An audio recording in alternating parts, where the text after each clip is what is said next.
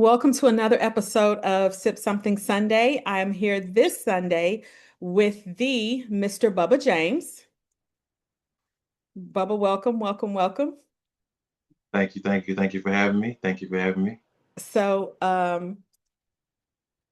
2008 is when I first went to the seashore, and you were in high school, uh, Mm-hmm.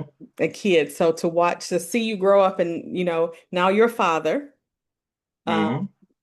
so it's kind of 360, I guess, 180, 360, just, you know, so welcome. I'm not good at interviewing people that I kind of already know because I feel like some of the questions people already Uh-huh.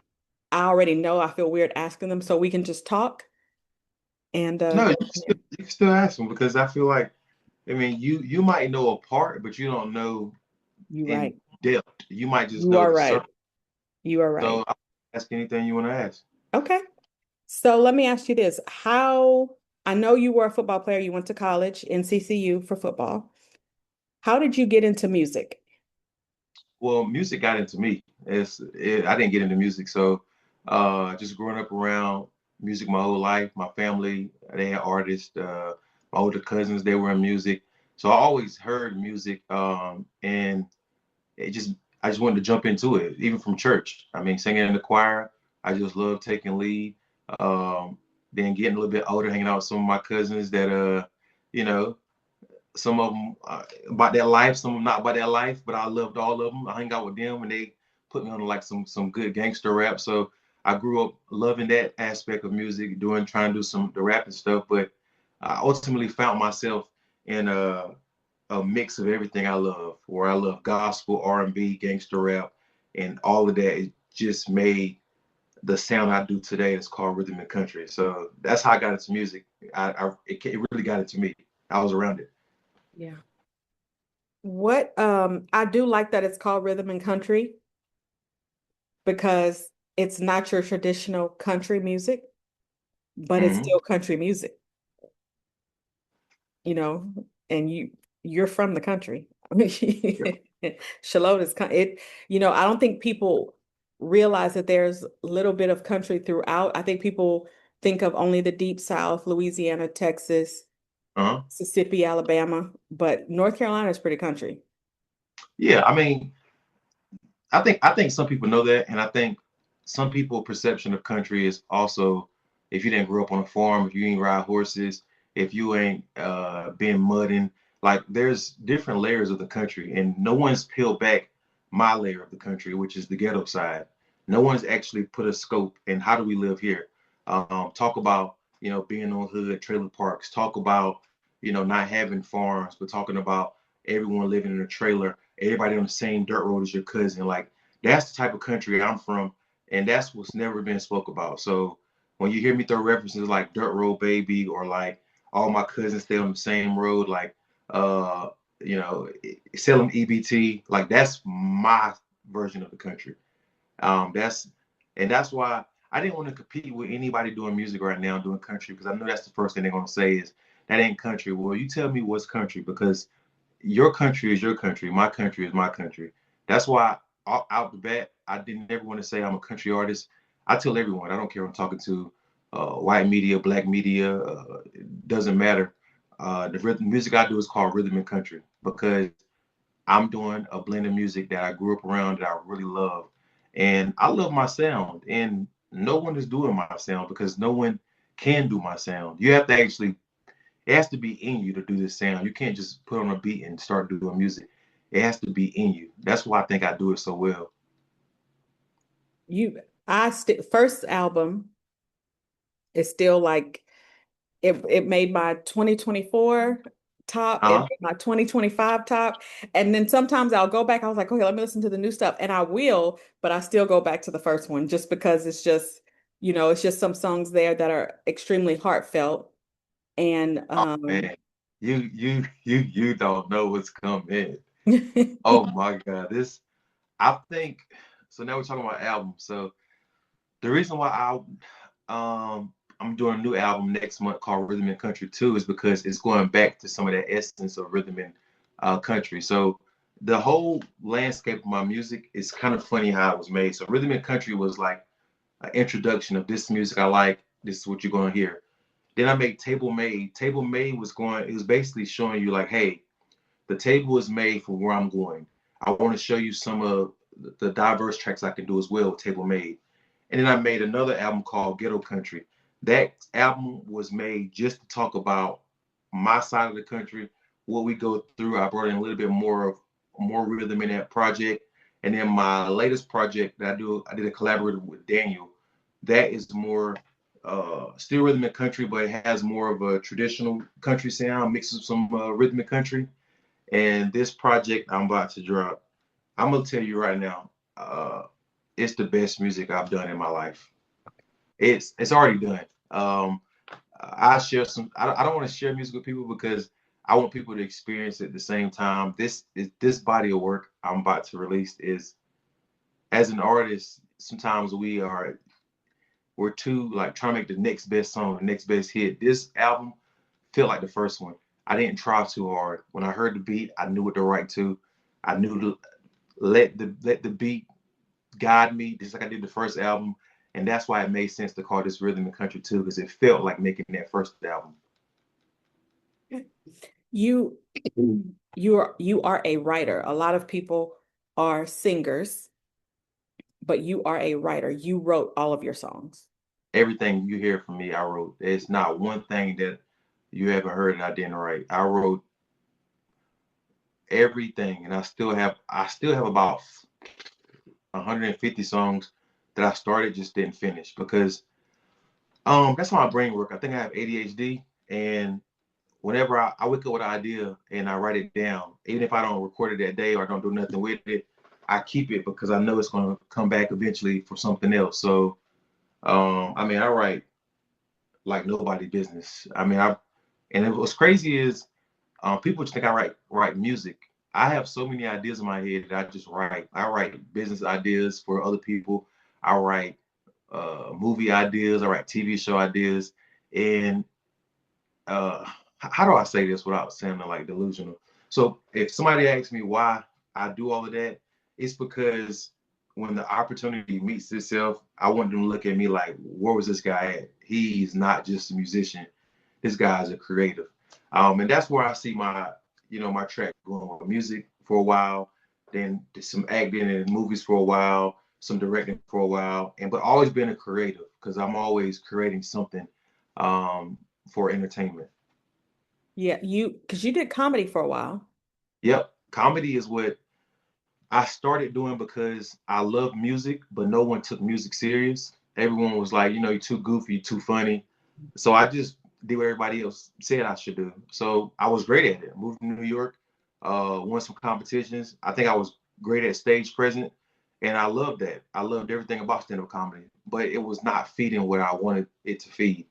And I always loved music, so I started joking with music on comedy, like just doing like, turning rap songs into country songs, and I didn't feel that same feeling I had for comedy anymore because I was like, music is what I was made for. Like I can tell jokes, I can entertain a crowd, but the music aspect, that is what is keeping me like up, writing constantly and performing because it's a difference when you write a joke and it does well and it's laughter versus you writing lyrics and those lyrics connecting with people. It's two different feelings. Okay. So many things I want to ask. Talk to me about because I know that you and your siblings you lost your mom early. Mhm. Um, but it wasn't until I read your intake form that, and even though for quite a few years I basically lived across the street, Mhm. I don't think I realized that you really didn't have a relationship with your dad. No, I didn't have a relationship with him at all. I mean, we from the time I was 8 to now 32, I've probably seen him 8 times. And it's always like big events. So like you would think he'll be there. So from 8, I didn't see him until I was 16. So that's 8 years. And then I saw him when I was graduating high school. It came to my graduation. Then I didn't see him again until I graduated college. So that's another 4 years. And then I saw him randomly when I went to New Orleans after graduating. I just wanted to go see some of my family. I went there again and saw him with my wife, with my girlfriend at the time. Then we went down to see his wedding when he got married, and then he came to my wedding. So yeah, 7 times actually. So I Wow. haven't seen. Yeah, so it's crazy to when you see pictures and you'll be like, he was there, and I'm like, no, he wasn't. He just made all the monumental things, so it looked good. But yeah, he's not been a part of my life. But one thing I will say about my dad is the older I get, I can't 100% put the blame on him why he's not in my life. He he was damaged from start. He had no shot of being a good father. I mean, he didn't graduate high school, had to drop out, help his mom. Never had a relationship with his dad. Still don't have a relationship with his dad. So he was a broken individual, and if he didn't have a mindset to change, then he was already lost from the beginning. So I still talk to him. I say, hey, there's nothing I really need from him, but um, I live life so much more happier now, knowing that listen, what was done is done. We don't have a hey dad, how you doing relationship, but I will never disrespect that man because he's still a man. I would never go out the way and be like f you. But I will tell my story. I will say I'm hurt by the Yeah. fact that he was in my life. I will say, it still impacted me. But to go out and what people do when they talk junk about like their parents, it's not gonna do anything for you. Yeah. Yeah. I um I have a younger brother through my biological dad, and I made peace with it by saying he wasn't much of a dad to me, but he was a good dad to my little brother. And so for that, I can be thankful, because without him, I wouldn't have him. So I'm okay. Yeah, Maybe and that's what needed to happen. yeah, and part of me saying, him not being in my life is I think what if he was in my life and I took some of the habits that he had, where I've been. So you start looking at things in hindsight, like God, why you do this to me? Blah blah blah. And then you start realizing like, oh, you protected me from this, you protected me from that. So I still gotta, just because I still got my issues with the big man up there. We still talk from time to time. But I understand why he do certain things, and then at the same time, like I don't know why you did that. But yeah, so yeah, we have our days. Me and Yeah. the big man. I still love him, but we still have our days. I I know that you'll be able to relate to this. When I lost Peyton, one day I was saying something, and someone kind of looked at me, and I said, they say he knows all of our thoughts, so you may as well ask him what you want to know. Uh Not that I'm expecting him to come sit next to me and give me an answer, but I got to get this off my chest. So, I say thank you for the things that I can say thank you for, but some things I'm just like, really. So can I tell you something real quick? And you promise not to get mad. I was trying to hold this forever, but I think it'll make you happy or smile. okay. There's some, so you used to let Peyton hang out with us across the street sometimes. Mm-hmm. So this was like he was super young. Do not get mad at this. I played a prank on Peyton. I don't know if he ever told you this prank, but we always playing the game, and I said, "Hey Peyton, you want to watch Peter Pan?" And he was like, "Yeah, I want to watch Peter Pan." So I put a tape in and press play. It wasn't Peter Pan. The first time your son probably saw any type of adult film was because of me, and I'm sorry. I had to let you know because I didn't know how to ever tell you that story, but I think I can tell you it now. Uh, and yeah, in that Gertrude house in my room, the first time he ever saw it, he was shocked, and I was like, I just messed his brain up forever. Nah, he wouldn't have. I don't think he would have told me, but he did enjoy going over there. So it's probably I never told you that story. I was trying to find the right time to tell you, and I was like, how do I tell her without her being mad at me? And her young child saw some stuff because of Bubba. it's okay. It's okay. At least he had the experience. He probably told his brother. Probably, probably. Yeah, he's the if he loved playing going over there with y'all, and he loved going to Aunt Ruby's. Hmm. That was his two favorite things to do. Yeah. Hmm. I, he made me lose my train of thought, but I'm not mad. That ain't nothing. I mean, that was at least because he's been gone for 12 years, so at least probably 15 years ago. Mm. Good old seashore. Good old seashore. Good old seashore. Um, you made me lose my train of thought, Bubba. How has the tour been going? It looks like I really wanted to make the Myrtle Beach show and I couldn't, but we will be. I think you aren't you going to be in Charlotte or near Not Charlotte? we're trying to book some in Charlotte. Right now we have a couple more Myrtle Beach shows. We have a couple of shows up here this area in Raleigh. Okay. Um, but we're trying to get some locked in Charlotte, I think for August or October. Okay. I think there's a show. Where are you performing next weekend? Mebane, Mebane, North Carolina. Okay, so it's like I think it's like 4 hours from me. Mebane? Hmm. Didn't know that. It could be. Maybe it's like 4 hours from Tennessee. It could be. But the good news is we're actually in talks with a spot that's close to you. Not it shouldn't be too far from you. It's a venue spot in Asheville, North Carolina. Okay. We're finalized that contract now for late fall, like I think like September. Okay. Now will that be you and Daniel or just you? Me and Daniel. So this Okay. tour we're on right now, we're accepting dates all year for the Broken and Blessed tour. I want to give Broken and Blessed a breath to do the whole year and started off with 4 bookings, turned into 8 bookings, turned into 12 bookings. I think now we got 16. So we got to update our schedule. And every time we do a show, we get a referral, and it's like, hey, we wanted you guys too. And it's like, hey, yesterday's price, today's price and yesterday's price. So like, of course we're gonna come, but the further we got to travel out, the more we got to get paid. But it's just an honor to get paid. For everything we do. Like this year, every show I've been at, is nothing's been a free show. Everything has been my time. I get paid for it, accommodations for staying places. So the fact that I'm at this level of music, it a lot of people don't even get here. Like That's to true. get people to pay for them to perform. So I'm super blessed. And the more I look at my life and how what I'm doing right now, I still have to work a full-time job. I don't get paid that much, but I look at myself as professional now. I'm not at the level of course, a Beyonce or a Ludacris or a Shabuzi, but I'm doing the same thing they're doing. I'm booking and I'm getting people to come listen to me.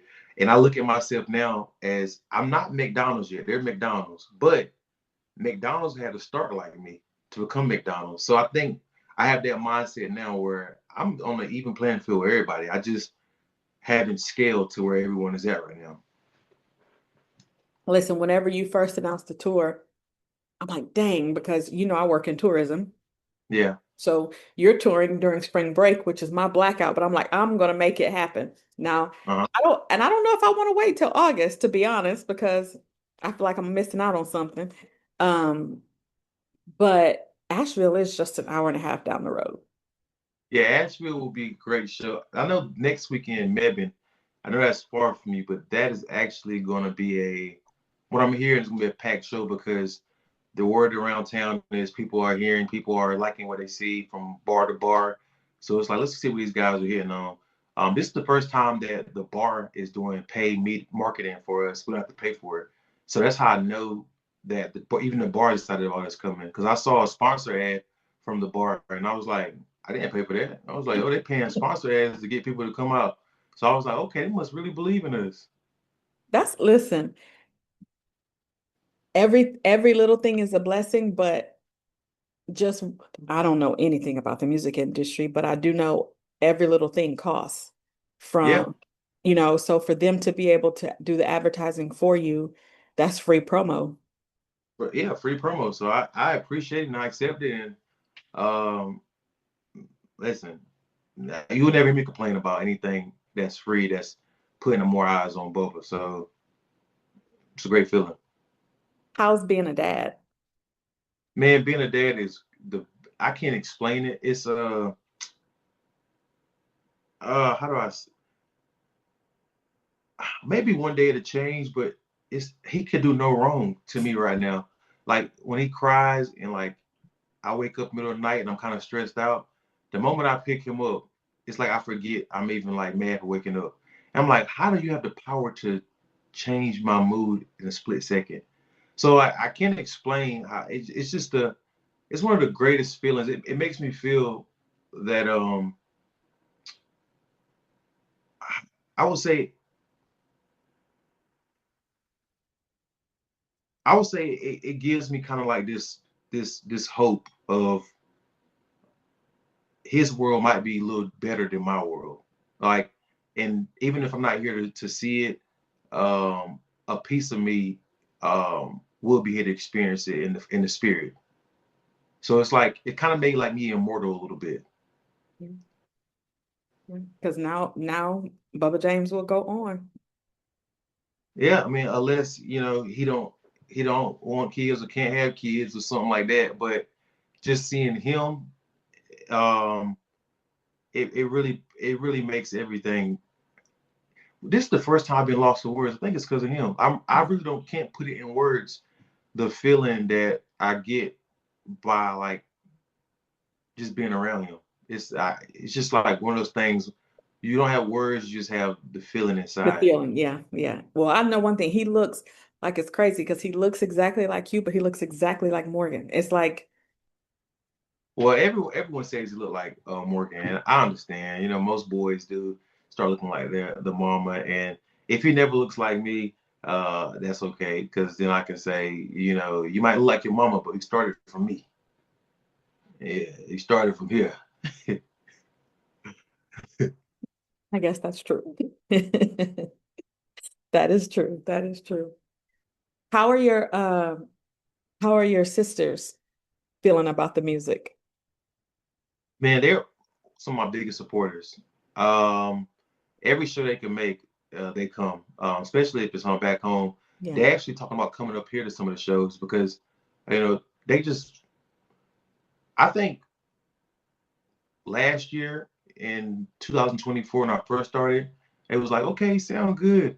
But I think the more work you put in and the more growth you show, I think it makes everyone around you else believers too. So I mean, they're not just there. Like they listen to my music. They know the songs. Like Whitney not as much because Whitney is super big in like the R&B. Like she still plays. She know like hit songs.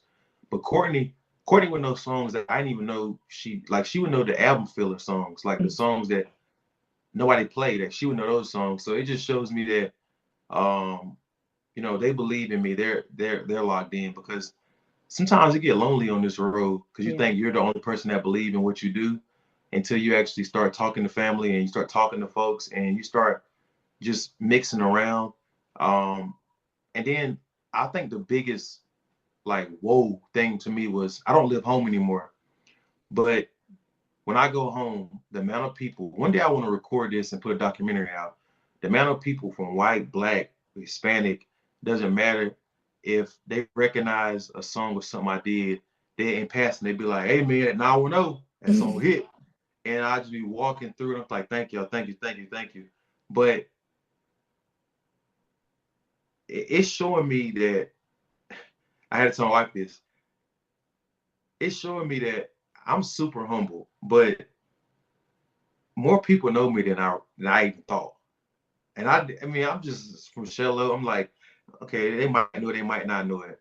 But at this point, it's like if you live in Shello and you didn't hear Bubba James, you live on the rock. And it's clear to see that. Anytime I do something back home, people come out. Anytime I drop hats, people buy. Anytime, you know, people talk about like who's some local artists in the area, I'm getting tagged from people I don't know. So it lets me know like, whoa, like the work you're putting in, it's not going to notice. That's even in Myrtle Beach now. It's not it's not I told you I literally there was a she doesn't work for me anymore, but so we work at a resort. It's on a mountain and some of the team members have to park at the top of the mountain. It was late one day And we're driving up the mountain and your song comes on and she goes, "How do you know Bubba James?" And I was like, "Well, how do you know Bubba James?"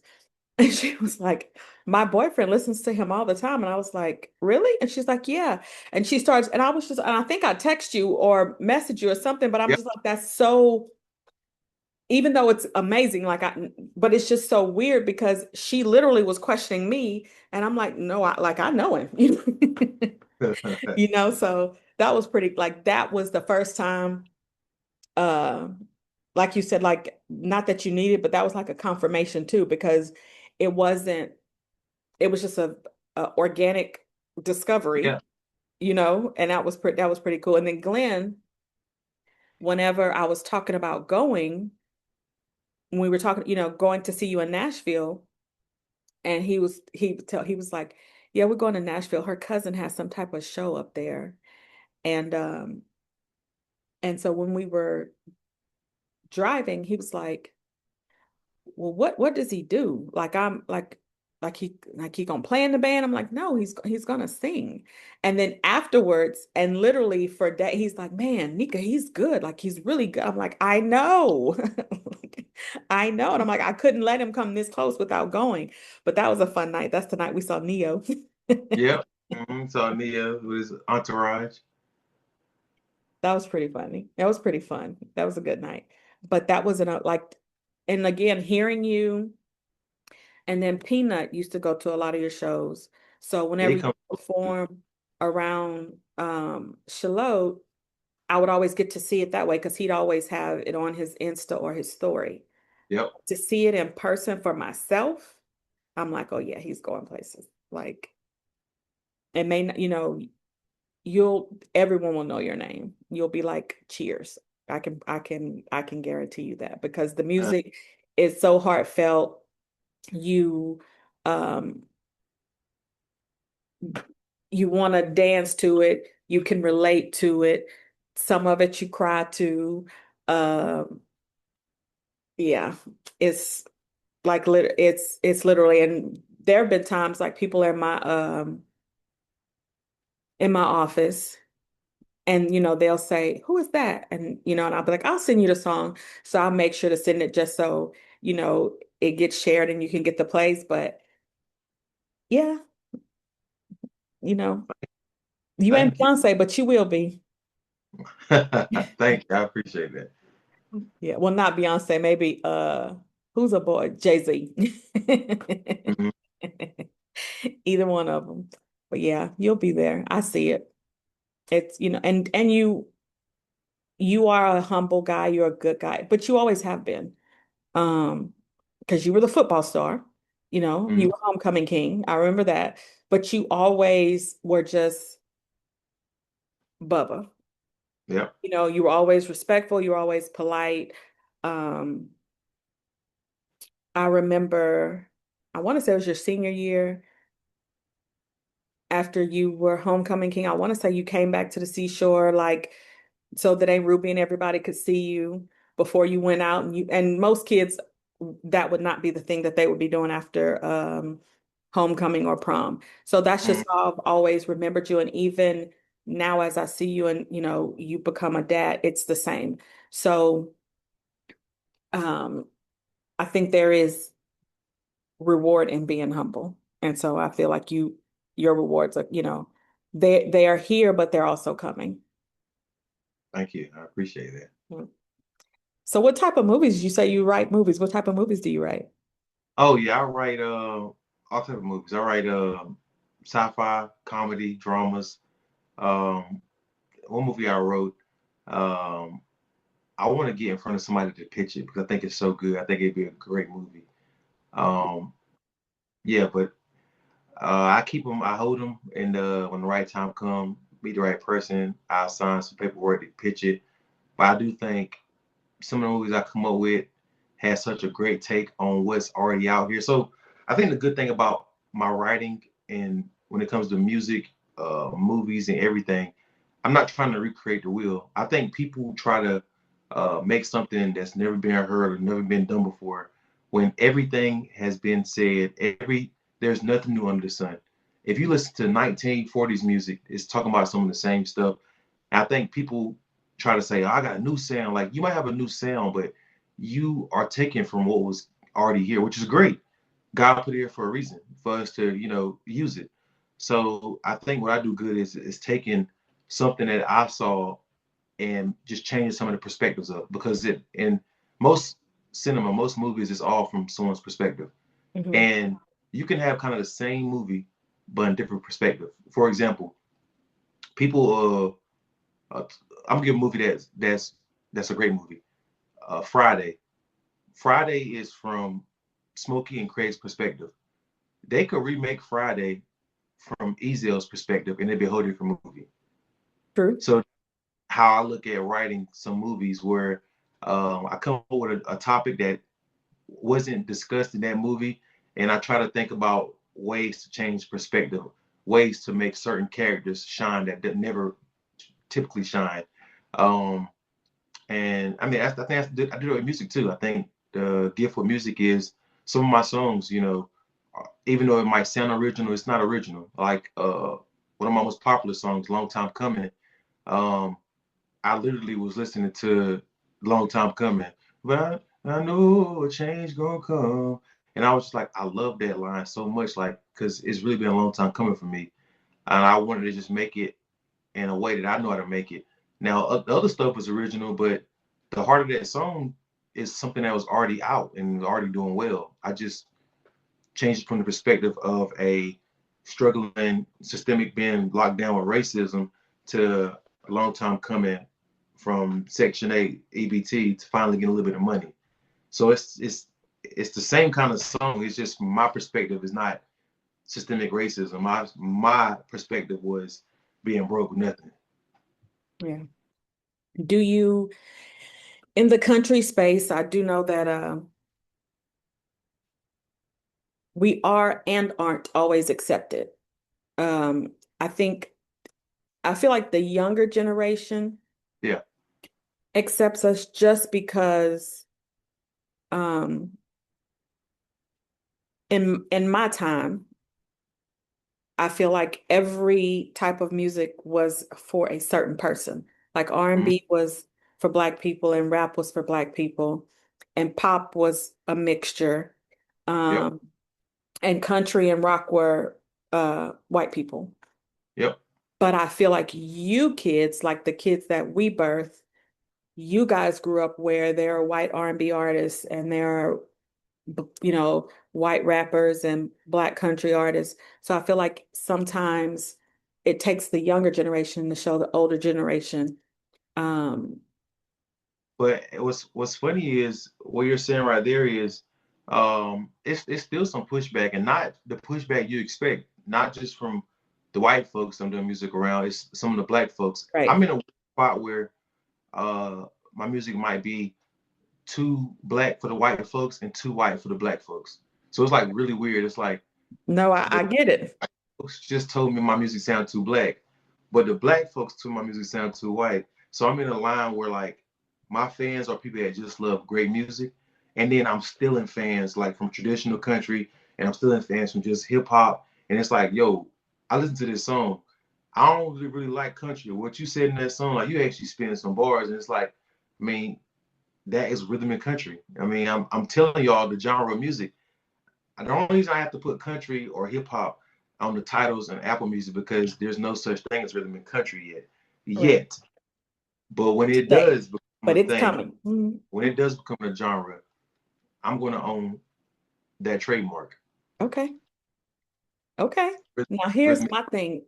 When you said about the white people say the music's too Black, funny story to me, 910 is one of my favorite songs, and it's probably because um, you know, your family just they just took us in.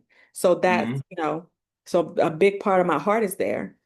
Um, but to me, 910 could have easily been a rap song, like could have easily just been, a hip hop song. So you are 100% correct. I can listen, I told you, I love all of your music, but that first album, like I just put it on and I'm singing and I'm like the whole like from start to I, finish. From that's start that to finish. that's good. Hey, listen, I don't care if it's the first or the last. Bubba James is Bubba James. You if you like any album, that means you still support it. So I that's why I make so much music because I realize music is subjective. It's something for everybody. Hmm. Like some people may say, like for example, my number one song that pays me is a song that I don't even like. I don't know how it got so big. I got a feeling got 500,000 streams. This is my Yeah. most played song, and I'm like, how's this song got all the views? And I was thinking it was gonna be like a Sip It Slow or a Long Time Coming or 910 with the most views, or even some of the slower music like Hotline. I thought it was gonna be one of those like heartfelt songs, but no, it's a song that we made in 5 minutes. I got a feeling. I was But like, it's a you good know, song. It's a good song. yeah, but the songs you put like time and effort in, and when those songs aren't the ones, but it's not the ones yet Yeah. because Sip It Slow, I would say, um, is the most performed song. It might not be the most streamed, but whenever I do that song, it's an encore. It no matter where I go, it's like run that back. I have never heard that. Run that back. And then I'm picking up fans from this bar, I'm picking up fans from that bar, and they really love Sip It Slow. This let me tell you the story real quick I had about in Youngsville, and this is where it showed me that the power of music. It doesn't matter if you are white redneck or black gangster. If it speaks to you, it speaks to you. I performed, and there was a white man, super old. He probably was like 78, and I already knew he's probably old, like into that old country. So what I did was I really grew up on country, so I started off singing some of the songs they knew, and they were like, okay. And I mixed some of my music in. They're like, okay, I get where he's going with it. And he sat there the whole night and was just looking. And then I did Hotline, and this white man started crying. Old white man. This white man walks up to me at the end of the show. I lied to you, and I have the card. Where's the card? He said, Bubba, I don't know you, but I sat here all night listening to you, and I haven't heard something like that in years. He said, my wife just passed away in October. And when you wrote that song Hotline, all I could think about was her. He gave me her name when she died. He said, I know one day you're going to be on TV accepting an award. When you do that, can you please just say her name for me on that? I was like, this dude already sell me on TV. He want me to say his wife's name on the card. And I was like, okay, I'm on to something because real life is different than social media. Mm. Social media is like, we turned that into Circus. like Tinder. It's kind of like I like if I want to. If not, I'm just gonna scroll. We just turn to a scroll fest. But I tell all artists like, don't believe in any of the hype from social media. If you do some on social media, it's not going viral. It's because the algorithm is not pushing it. You, if you get out and actually meet people and touch people, you will create a fan base way faster than anything online can help. Because online ain't buying. In person, they're buying. Yeah. Yeah. I interviewed Mummy last week, and that was one of the things we talked about is how um, I, I feel like, and I think that's another reason why you resonate with people, to be honest, because I feel like a lot of the new artists are looking for the TikTok trend as opposed to just good music, you know? Just make just make music. But I had to check myself too because I laughed. I said, unless it's been on the radio, I've never listened to like unless I was like at a reception or a party and it came on, like I've never listened to Sexy Red. Um, and I was a little judgmental, based on the things that I heard. But then I listened to well, in my rotation, because if you're in the car with me, you're either trapping or baling hay. There's like no, there's no in between. I mean, you go from every spectrum, from country to R&B to rap to bluegrass. Like I just have a little bit of everything depending on the day of the week. Hmm. But so Trina came in and I'm listening to her and I'm like, well, I can't judge Sexy Red anymore. But I think I think the push is for the gimmick as opposed to the real music. So I think that's again, that's why I feel like you resonate with so many people because it's just good music. The rhythms, the words, it's just, and I'm not saying this because you're in front of me. It's just what it is. Um, so I'm with the guy. You're going to be on TV accepting an award. It's gonna happen. It's coming. Well, hey, I appreciate that, and I receive all the good energy people say, even the bad energy. I mean, I don't. There's been times it ain't all good. I mean, sometimes you hear bad in some of the comments. Sometimes you see people, saying this ain't you. But the reason why that doesn't bother me is because it's like 5% hate, 95% love.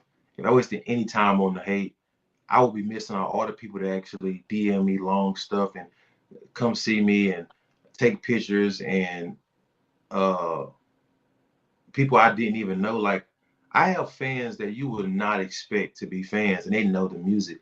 I'm talking about like old white women. I'm like, I have people listen to my music that I never thought I was making it for. And that's how I know that, you know, I'm doing something that hasn't been done. I'm bringing people in one room that would never be in a room together. That is when I look at TikToks from your shows, it's a little bit of everybody. The people are sprinkled. It's not a white crowd, it's not a black crowd, it's a people crowd. And everybody looks like they're having a good time. You know, I believe that music is the great communicator. I don't care what anybody says. I feel like music can break down walls and barriers that Mhm.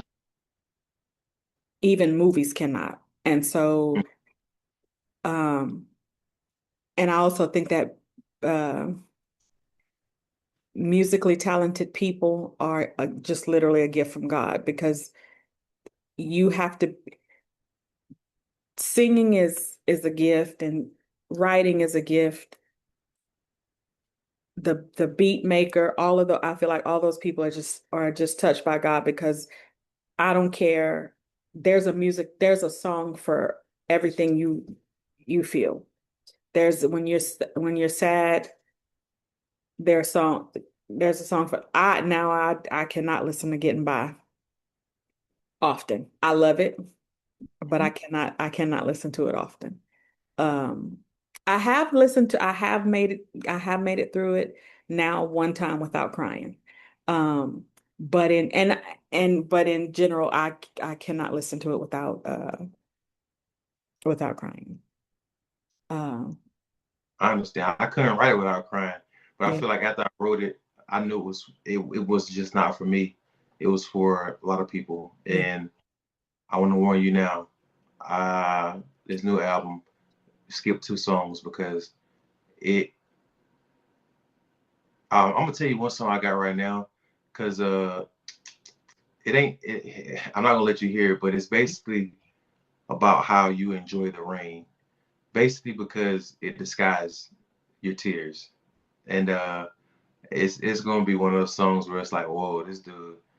And some more music. Talk about my dad. Talking about how I can't wait anymore. For you. Like I'm too old. I sing you that song. I Mhm. sent it to Ted. Ted said, "Hey man, this song right here, this song is good." And I was like, "Yeah man, I want this album to show. I want to show people uh like my full range of rhythm and country." Then I got some old traditional R&B beats that I'm covering, making them my song. So like you're really gonna I think this Rhythm and Country 2 album is my best work because I just feel like everything else I was doing to kind of test what I like.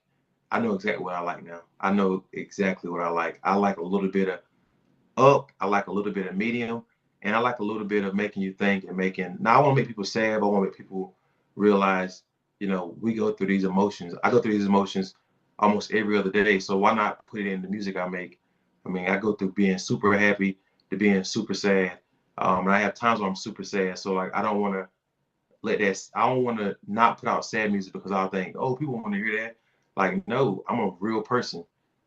Like, and that's gonna be my structure for every album I put out. If you heard every album that I put out, if you go play them, you'll be like, oh, he's not lying. He has a song about love, a song about partying, a song about getting money, and then every album he got a song about how he misses his loved ones, and that's gonna be just my recipe into forever.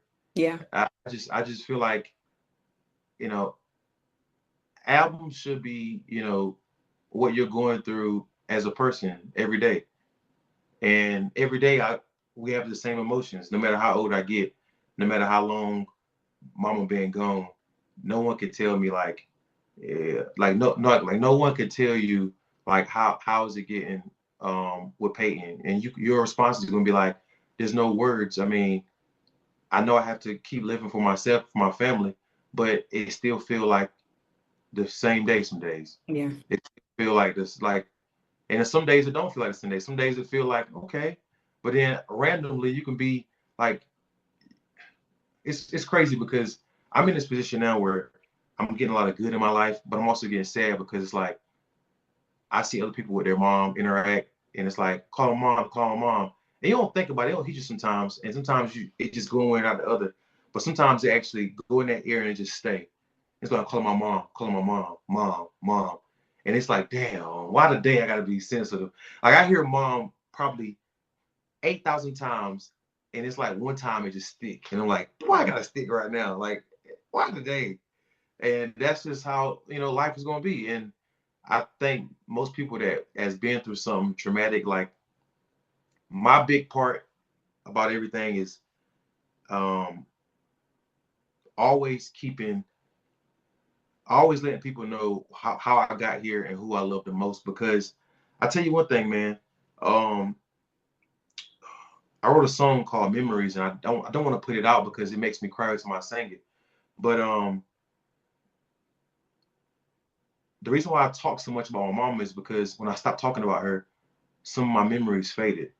And I told my wife that, and I said, I part of me forgot how mama said this.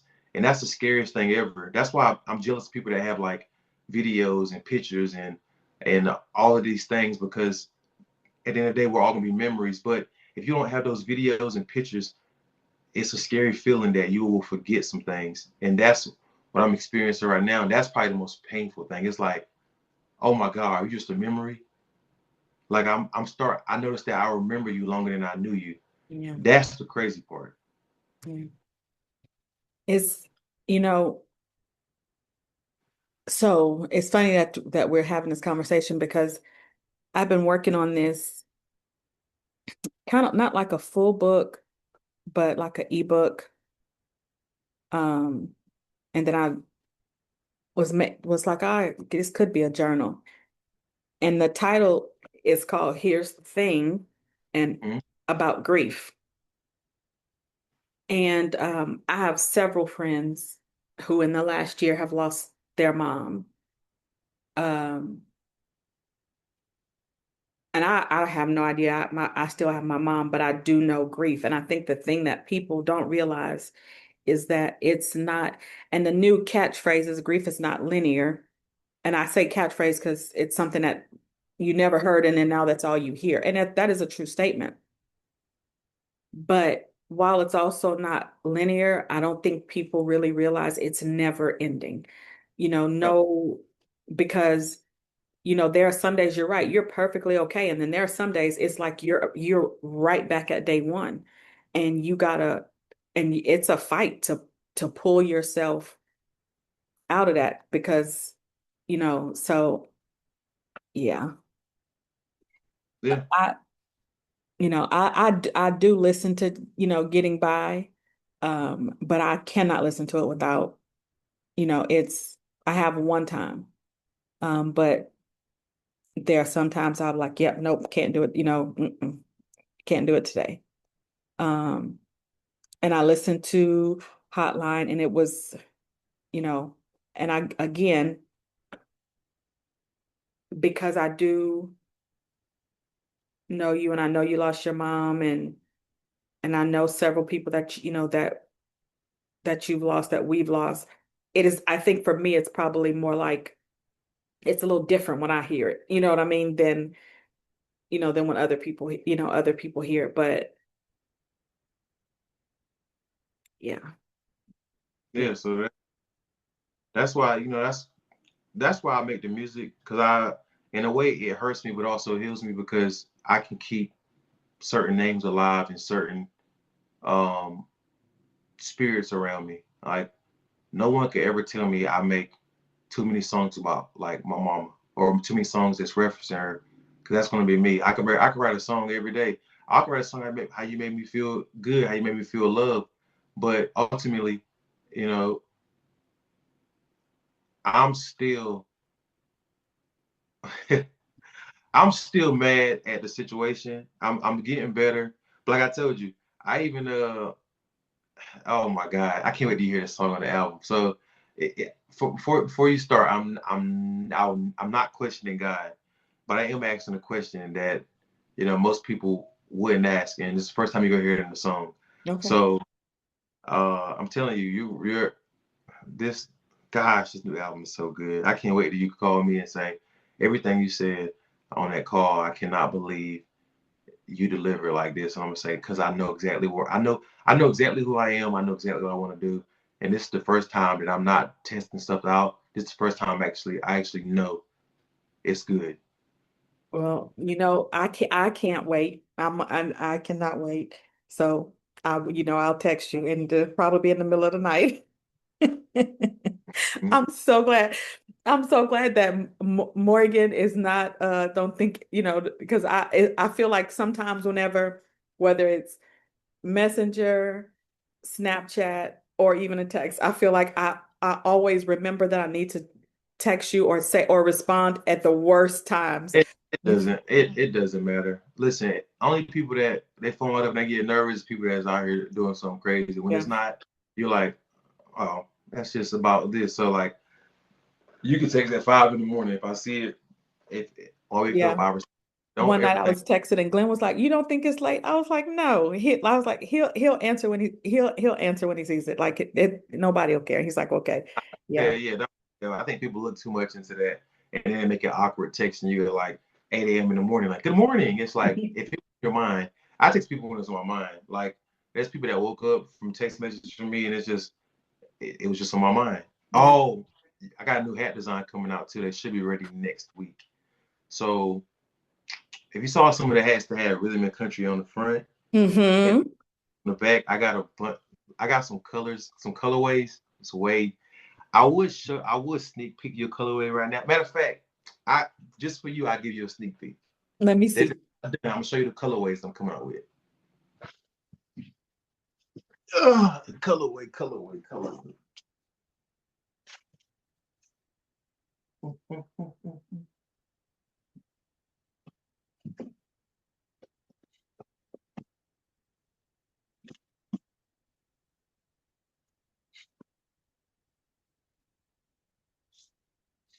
All right, you're the first person gonna see these colorways now. I got a lot of colorways. I even got one. Do you remember West Brunswick throwback and Shello Middle School colors? Yeah, they have green. So What's okay, right? this is one colorway. So when this hat come out, it's gonna have rhythm and country and the maroon. It's gonna have the BJ on the back Okay. on that colorway. I also got it in orange because that was some of my fans love orange, so I have that colorway. This where it gets cool with I'll different get that texture. one for Glenn because he likes Tennessee. This was a oh yeah, some rhythm and country. Okay, this one gonna be a different vibe. This will be a corduroy like feel, but it's gonna be that brown and cream. I'm sure you up close.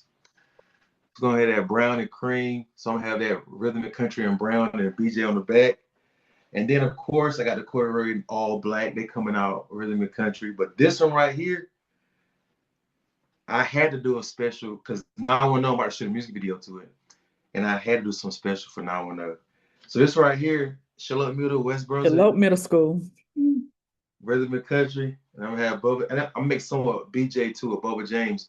Most of them gonna be rhythm and country. I did a test for it, and most people really love the OG fans love the BJ, but the new fans love rhythm and country because it's basically they can wear it anywhere and people think it's just like a brand. They Mm-hmm. said rhythm and country feels like a brand and BJ feels like it's artist hat. And I said, oh, if I can turn rhythm and country into a brand, whoa. Mm-hmm. I was like, I'm about to start making rhythm, but I still make some BJ hats for people that really love to support Bubba James. But when I did that test and they said rhythm and country feels like a brand, I said, okay, I'd rather go with a brand than go with just my hat. Yeah, I'd rather be that a makes brand. that makes sense. So you're gonna see a bunch of rhythm and country. Man, these hats feel so good, man. They look so good, man. Let me see if it's big enough. These hats feel so good. They look so good. My Really, shallot middle. Okay, uh, I definitely need the shallot middle. yeah, yeah. So I'm at like 25 of them at the beginning. Then I'm gonna take some pre-orders, but I want to do something different than the traditional trucker hat I have. And I wanted to invest more money into a nicer quality hat. So we'll see. Um, I may come in at the same price point just to break even, but if it does well, I may up it because I'm not making them to get rich, but I am making them to make some type of profit. Okay, just let me know. You know Yeah, I'm a man. support. Yeah. When they get done for the next Friday, um, I do a video letting people know I got some available. I'm bringing it to the show, and if they sell out at the show, I'm gonna keep a mark which one sold out the fastest. That's what ones I'm gonna go mass produce. Okay. I am waiting on some little merch, but when it gets in, I'll send you a little sip something Sunday. Okay. Thank you basket. Okay. Sounds good. Sounds good. Bubba, I thank you so much for agreeing to come and chill and talk to me today. And I don't know which concert I'm showing up to, but you will be seeing me. Okay. I'll tell you this one. Uh, the one in Myrtle Beach on a Thursday night should be a big one. I think it's April 30th, and then we have a trail ride show that same weekend, that Saturday at Cox Landing. So that's gonna be a pretty big one. That every show that 30th, the 31st, and the first, or the 30th, first, and second, that whole weekend we got three shows, which is gonna be pretty good. Next week gonna be pretty good, and then we're still talking about where we're gonna perform for Bike Week because Okay. they try to get on the big stage, but I think they already sold out, so they gotta find a venue for Bike Week. But Okay. we already got the people that's paid us some biker club is already booked us. They just don't have the venue where we're performing yet. Okay. Um, I said, y'all paid us shit. I perform outside, get the stage. I think they're trying to get us behind the Hooters in Myrtle Beach. Okay. Okay. Yeah. But hey, give me a stage, give me a DJ. I'm performing anywhere. And then of course we got the show coming back home on Seashore.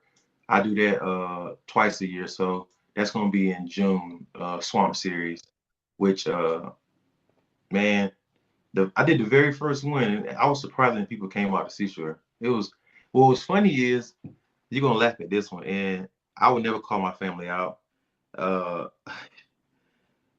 80 80% of the people that was on Seashore wasn't from Seashore, and I was like, it's people that's probably in their house right now. They know I'm doing this venue out here, but that's how people are. People they really don't come around until you're like popular, and it's like, what up? And it's like, nah. But I still love. Yeah. That's Yeah. not just family. That's everybody. No one really is there until it's cool to be there. And then it's like, hey, boy, I see what you got going on. What you got going on, boy? But yeah. So other than that, I'm about to help Morgan. Probably relieve her. She probably want a break. Okay. Uh, then after that, um, I have studio session tonight to finish the album. But I'm really about to send you one of the songs going to be on the next album. It's called Can't Wait. Okay. Um, Slower song. It's a song about our life. It's a song about how I feel about not having dad there, and it's really gonna be like one of those songs where like when you driving like whoa, I like that. Then I got a song called Highway 17. Ooh, oh, just you'll hear all of them. You hear all of them. Well, I can't wait. I cannot look. Hercules. I cannot wait. You know, I'll let you know how I feel. I appreciate you. Give Morgan and the baby hugs and kisses. Okay, I will. And I'm so proud of you. And I just can't wait to see what else the Lord has in store for you. Thank you. I appreciate that. Sip something Sunday. And how can everybody follow you? Yes, on all social media, Bubba James 910. It's important I put 910 in everything I do because I feel like we only get talked about for certain cities, Wilmington and Fayetteville. And I really want people to know, like, no, I'm from here. We're from here. Charlotte's 910. And whenever you see me, I want you to associate me with that area code because that area code is the reason why I make the music I make, and it's the reason why who I am today. So Bubba James 910, all platforms. So YouTube, TikTok, Instagram. I think Facebook is just Bubba James because they won't let me do 910. Okay. Uh, but everything else is Bubba James 910. All right. I can add, okay, so I'll figure it out. I'm not good at editing. It won't be on the episode, but whenever I post my thing, I'll make sure I put that on there. Okay, no That's my problem. favorite song. Huh? Okay, that's it. Okay. All right. All right. Thank you so much. Enjoy the rest of your afternoon, and I'll text you whenever this is up and live. All right. Thank you. Sounds good. All right. Thank you, Bubba. Bye.